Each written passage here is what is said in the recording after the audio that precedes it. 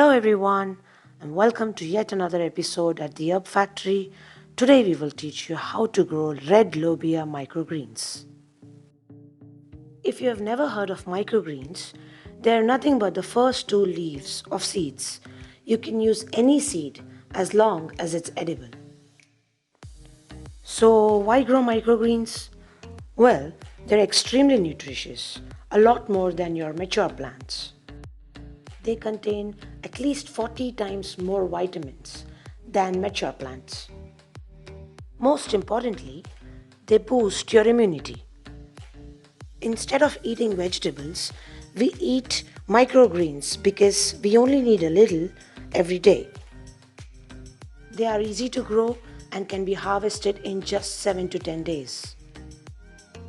You can grow them even in the balcony with bright light because they don't need direct sunlight. So if you want to be self-sufficient and grow your own food, start growing microgreens today. Alright, so let's get started and get to the actual process of growing red lobia or brown lobia or black-eyed peas microgreens. So to do this, you will need about 70% cocopeat, 30% compost, a container preferably flat, and of course some seeds.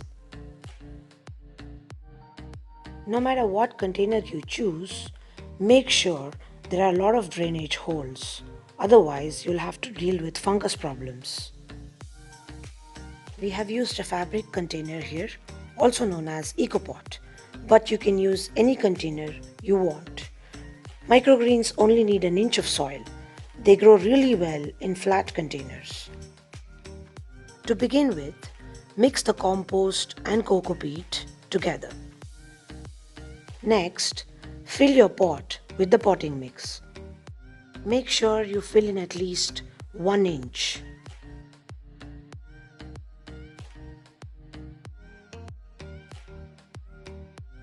Your potting mix should be light and fluffy.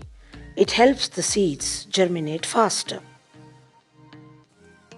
As you can see, we are packing the soil really hard here. Doing so will create a compact mixture and help the seeds germinate faster.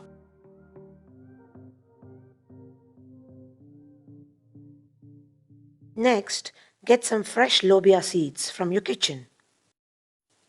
You can soak them for 6 to 8 hours for faster germination, but they will do fine even if you don't soak them.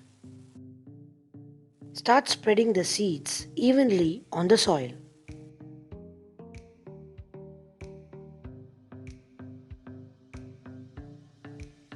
Spread them as much as you can over the container.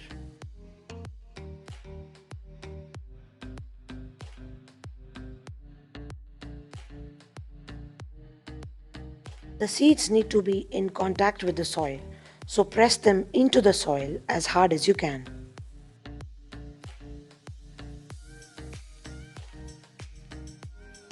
Next, spread a very thin layer of your potting mix on top of the seeds. This step is optional and you can leave the seeds as they are.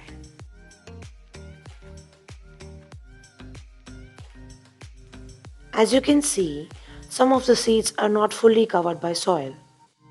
That's completely okay because this step is optional. It doesn't matter as long as the seeds are in contact with the soil.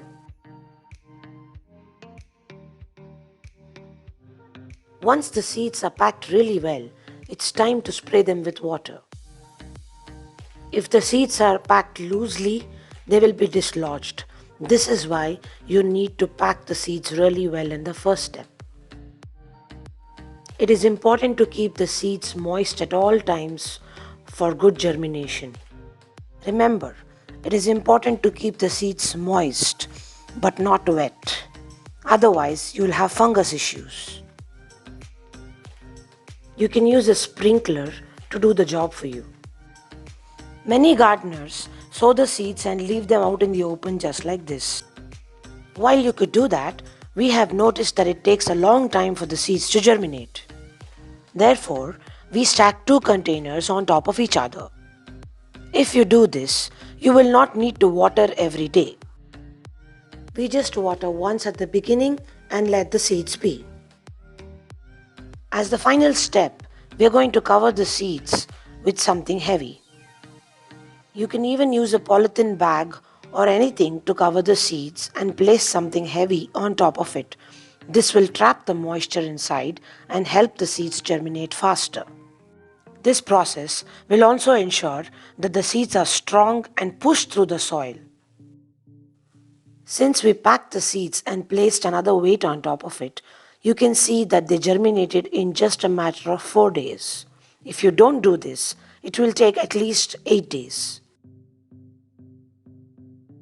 At this point, after the seeds have germinated, you can spray water every day. But there's no need to introduce them to direct sunlight yet. At the beginning, you will see only a few seeds germinate. But that's okay, because if you wait a few days, all the seeds will germinate. If the rate of germination is not good, cover them again and wait for all the seeds to sprout. At this stage, the seedlings are very tender, so do not introduce them to direct sunlight. You can now sprinkle them with water every day. Water once or twice a day, depending on how dry or moist the seeds are. But don't water too much. Again, it is important to keep the seeds moist and not dry or soggy wet. So this is what you will see about 2 days after the seeds have sprouted. Your microgreens are now ready to be harvested. Try to use them in your curries or anything as soon as you harvest them. But don't cook them for too long or they will lose their nutrition. To harvest the leaves, simply grab the seedlings and cut them off at the bottom, just above the root level.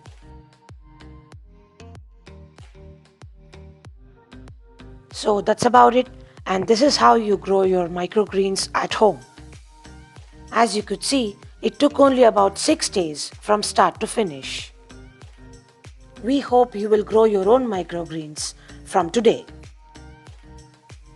If you have any questions, please shoot them in the comments below and we will do our best to answer them. If you like this video, please like and subscribe. Thank you for your time and happy gardening!